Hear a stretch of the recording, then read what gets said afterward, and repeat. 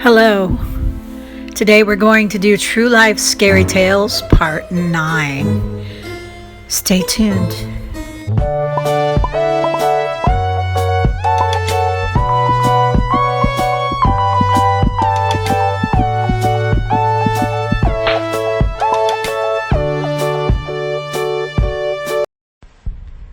The story you are about to hear is for adult audiences. These are my true life scary tales. Enter at your own risk. Welcome back, Localtarians. It's been a while. Time for my True Life Scary Tales. These are my own personal tales, my own stories and experiences. And I'm Amanda, here at Local Love. So today's episode is going to be called Ghost Cat. We start our tale in a very fun environment, something I never thought would happen. But one night as I'm sitting on the patio at Austin's Coffee, like many nights before, we're chatting, talking, hanging out with friends, when suddenly I felt something brush against my leg. I looked down to find this absolutely beautiful cat. It was white and black, and right on its little face it had a little black diamond. Gorgeous little kitty. Well, it was a pretty big kitty, actually. I thought it was a boy cat at first, but I noticed immediately it was a female cat. A little older, just absolutely kind of like a cow cat, very pretty. And for some reason, I look around and ask other people, is this your cat? Did you guys bring a cat? And no one, actually somebody said no. I watched the cat walk onto the patio and beeline to you. Like it had you in mind. I was like, okay, that sounds about right. Cats and animals tend to drift to me, so I'm kind of used to that. But as an animal person, of course, I paid attention to it and gave it some attention, and it looked a little thin, but not too bad. The cat was in okay shape.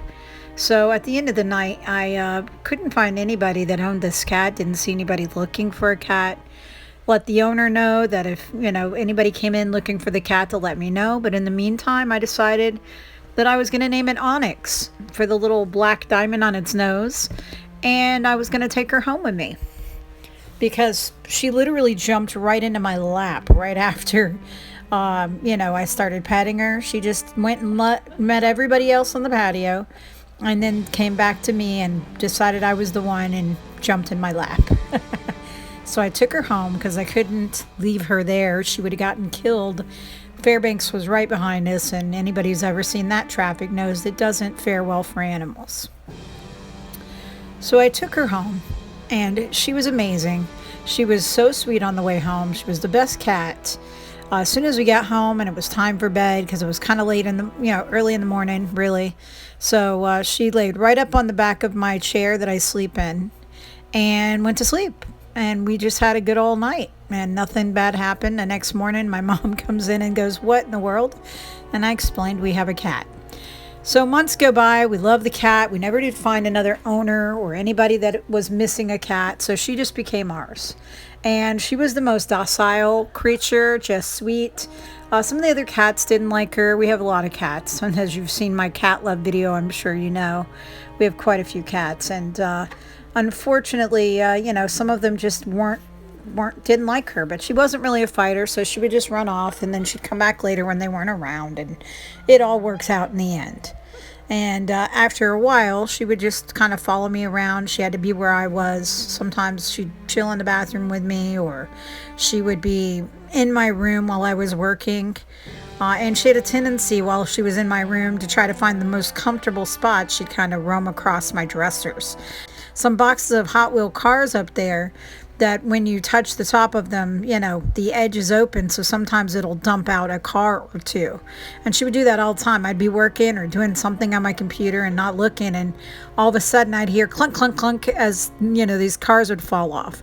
Any other time they didn't. It would only be if something was up on top of there, usually one of my cats. Now, I typically didn't let cats into my private room, but I did make an exception for her because she was so docile. She didn't cause problems. Once she found a spot to lay down, she would lay there for hours and watch me work and be happy in doing so. Once we had her, we did take her to the vet and everything seemed fine. They did tell her she was a little older and that she seemed fairly healthy. She just needed some nutrition. So we gave her some good food and nursed her back to health. Well, so we thought. It was probably within less than a year that while, we always looked at her when she'd be laying down and her belly would show, and she had kind of this big, bright pink belly. And we just thought it was kind of her pigment of her skin or what have you. But later on, unfortunately, we did find out that she was sick and she wasn't doing well. She had some issues. I think it was kidney problems. But we had no way of knowing, and we had taken her to the vet before. We assumed that everything was okay. Unfortunately, Onyx did not make it, and she did end up having to be put to sleep. It was very sad. I was very upset. I really love that cat.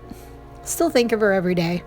I mean, this is a cat that if I laid down on my stomach anywhere, she would get up on my back and immediately give me a cat massage, except she would actually go to one shoulder and then the next, and she literally was giving me a massage. Some cats do it by accident. I swear this cat did it with purpose. She was my favorite cat. She was just absolutely docile and sweet, and she never hurt another fly. She wouldn't hurt a person. She wouldn't hurt a thing. She was just the best cat. She wasn't even a big meower. She didn't make a lot of noise. If she meowed, it meant something was wrong. So, unfortunately, it left a pretty big hole in my heart. So probably about 2 weeks after we had to have her put down, I was sitting in my room pretty early morning when I felt something brush my leg. So now, as I mentioned before, we have a lot of cats, and I assumed that perhaps one of my other cats had gotten into the room, and I just didn't notice. So I'm looking down. I don't see any other cats. I go out and I see that all my other cats seem to be out and about, outside of my room. So I just kind of thought that maybe I imagined it.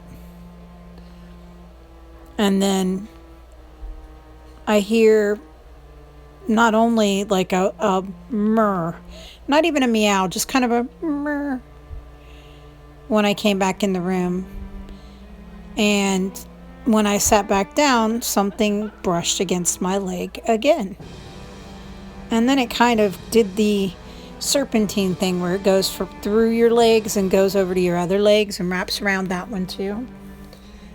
I was concerned because when I looked down, there's nothing there. There's nothing near my legs, nothing alive, nothing still, nothing anything. So this absolutely kind of concerned me. And then I just kind of, didn't think about it. I was like, that's very, very odd. So in different incidents, I experienced her coming up and feeling something brush my leg. And I thought Onyx, because she was very attached specifically to me and this room that I usually sit in to do my editing.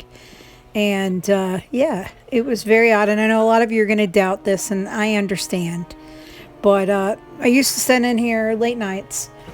And one night I was in here doing some editing, and there was this rip-roaring run across the dresser. Something ran across the top of my dresser. Now, as I mentioned, I don't let any other animals in here. And this was before I even had the rat that lives in here now. But previously, I didn't let a lot of cats in here. But something made a running noise across the top of my dresser. Now, I have stuff on my dresser, so when you do that, you're going to hear it. There's boxes and stuff. So you can imagine what that would sound like. And that if you're not used to hearing that, it really caught my attention. So I had to consider that it wasn't a normal thing. So as time would go on, as we're getting in like another week or two, I would occasionally hear random meows or feel something brush me. when I would be doing something else, not even thinking about cats in general, because I could see how you would think, well, if you're thinking about it happening, it's going to happen. But that wasn't the case. I'd be distracted doing other things.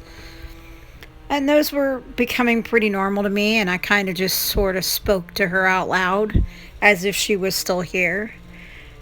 Because, I still love her in my heart. And if she was trapped in my room, I wouldn't feel like that would be a great existence for her. She deserves better. So one day I was in here and working on probably editing. Most likely I spend a lot of time editing.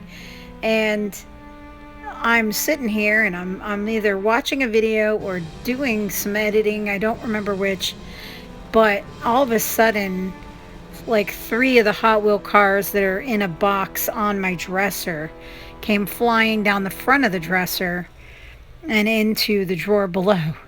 Now, this is, as I mentioned before, Onyx's old trick. She would get up there and she would lay on that box and knock stuff out of it all the time.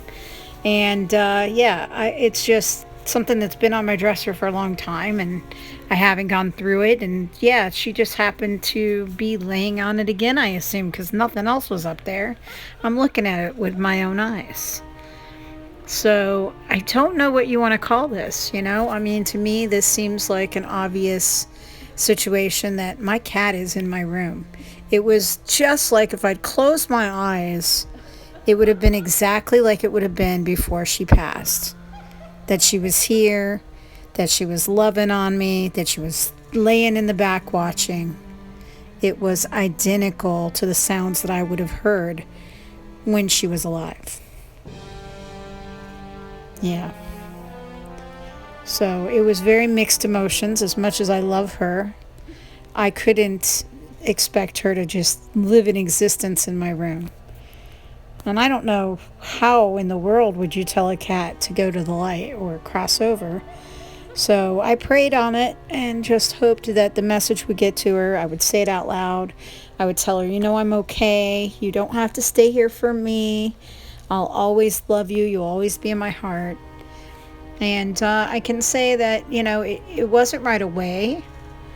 But as of right now, it has been months and I haven't heard any meows. I haven't heard any kind of climbing in my boxes on my dresser. No crazy sounds like that whatsoever. So I have to assume she crossed over, or whatever animals would do in that same sense. I'm certainly not an expert. But yeah. So what do you think? What do you think this could have been? I'm telling you from my own heart that I know it was her. I know it. I don't know if any of you've ever experienced that for yourself, having an animal or even another person that you knew in life come back to you in death. But it's very unnerving. And I'm used to things kind of coming to me. Somebody told me once, and I've been told this numerous times by people that have this kind of knowledge and, that I'm basically a child of light, and so things come to me. What would you have done? Drop me a comment down below. If you would like to have your true life scary tale told, we can even keep you anonymous, reach out to me at one of my platforms above, and we'll be happy to help you with that. Guys, I hope you enjoyed our true life scary tales. Peace. We're going to catch you next time.